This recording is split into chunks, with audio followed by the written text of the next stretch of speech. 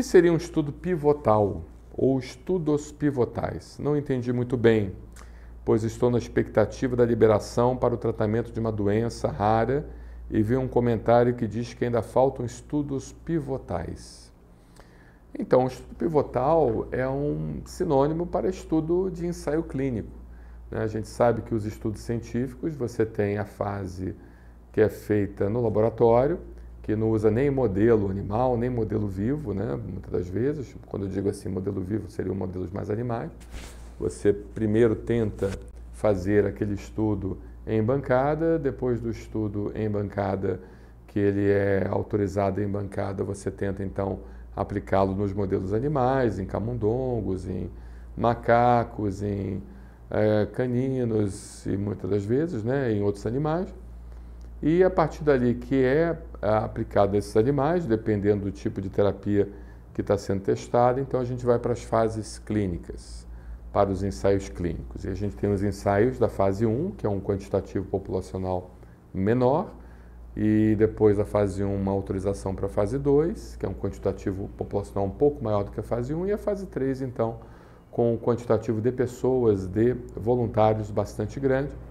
E essa fase 3 é que nós, então, teríamos o estudo que validaria a aprovação do medicamento na agência reguladora, que no caso aqui do Brasil seria a Anvisa, tá bom? Então, o estudo pivotal é aquele estudo, trocando em miúdos, que dá a autorização para que aquele medicamento ele possa ser comercializado, entendendo que ainda existe uma fase 4. Qual é a fase 4? É a fase da farmacovigilância, porque apesar do medicamento ter passado por todo o processo e ter mostrado a sua eficácia e a sua segurança relativa, e certamente tudo isso é colocado na bula para que o paciente entenda qual seria o perfil populacional adequado para utilizar aquele medicamento, ainda assim, aquele medicamento a médio e longo prazos, ele pode causar algum efeito colateral. Daí tem a necessidade da farmacovigilância e também de alguns outros mecanismos de controle de prescrição, como no caso das receitas controladas e medicamentos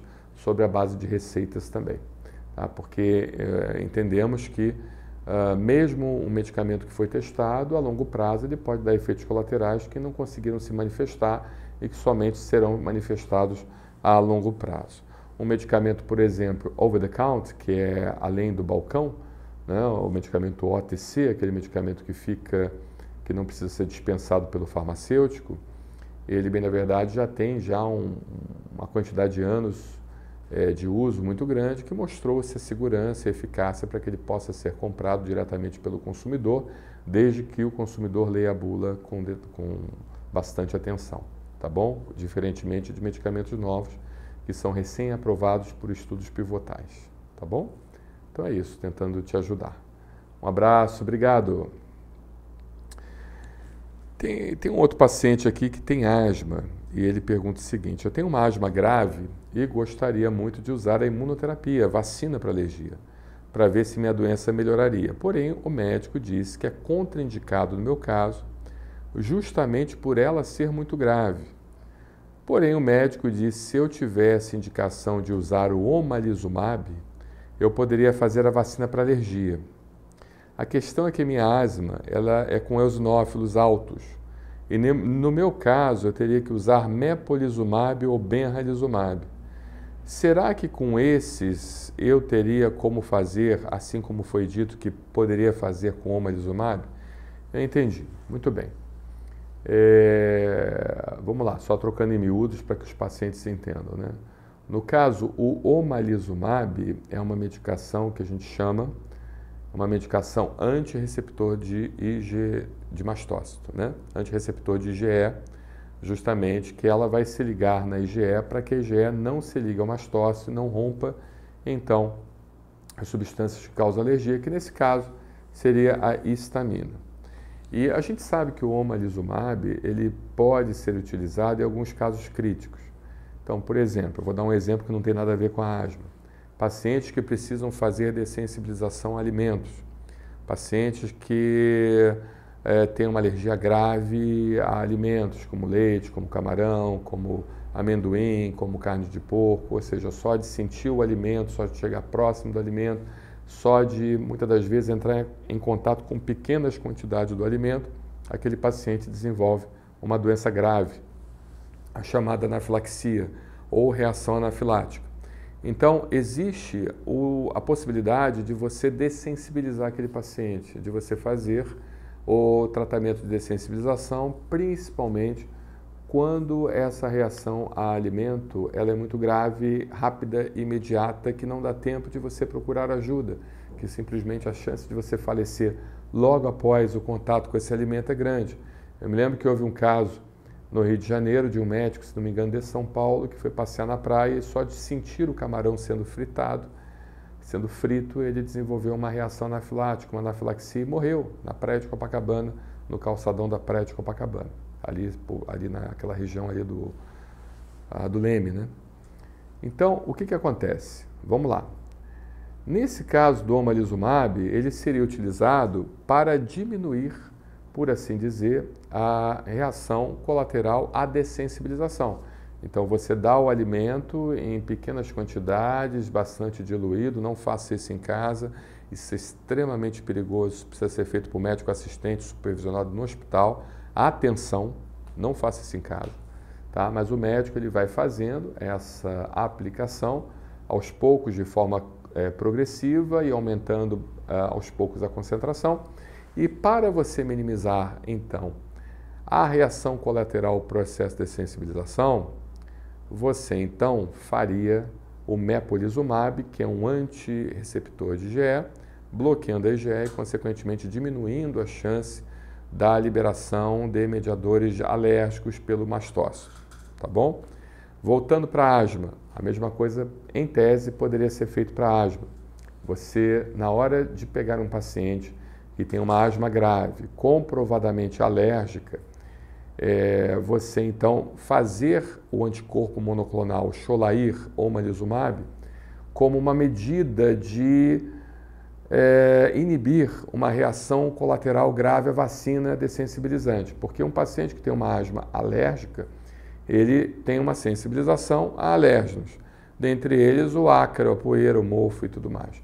E você pode fazer imunoterapia dessensibilizante específica, principalmente para ácaros, mas essa imunoterapia dessensibilizante específica em paciente com asma grave, ela teria uma chance muito grande de agravar mais ainda a asma.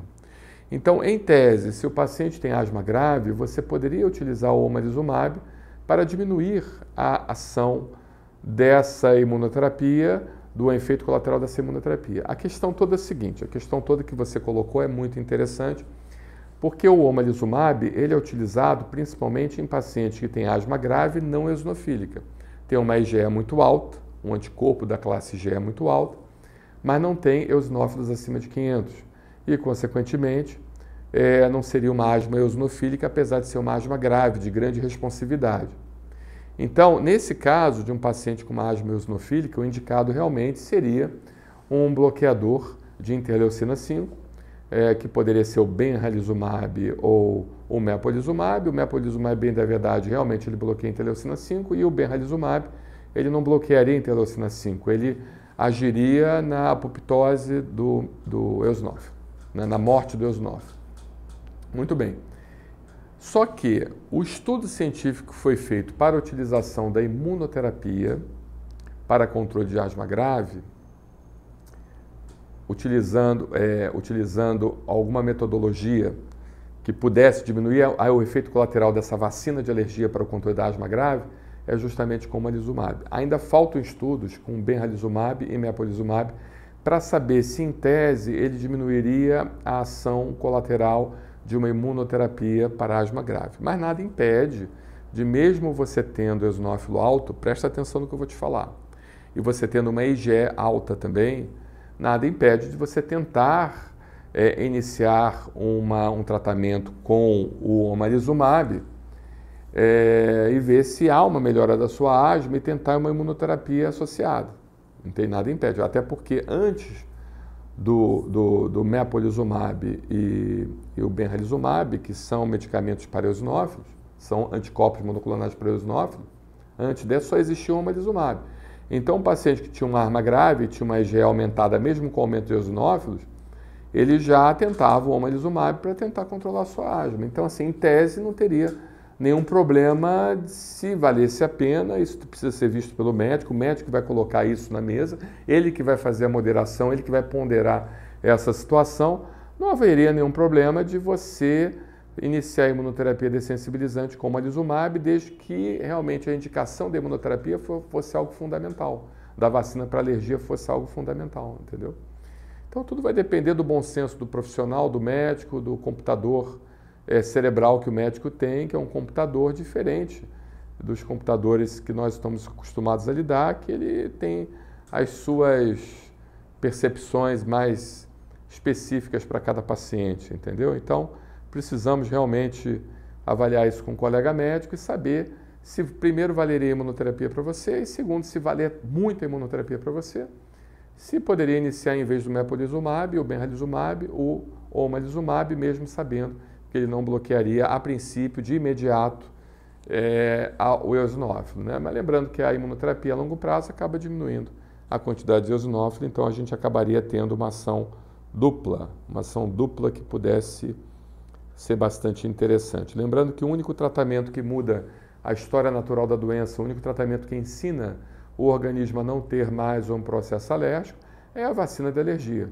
né? Os anticorpos monoclonais são grandes evoluções da humanidade, nós somos muito gratos aos cientistas e às indústrias farmacêuticas que fizeram esses anticorpos, mas acabou de usar, existe a chance de retornar aquele problema porque não há uma modulação. Não há uma modulação da medula óssea, não há uma modulação até do sistema epigenético, né? Agindo no sistema epigenético, modulando, então ativando e desativando genes. Então a imunoterapia faz isso, mas o anticorpo monoclonal não faz. Ele realmente bloqueia e se parar de tomar, volta tudo de novo. Tá bom? Muito obrigado pela sua pergunta.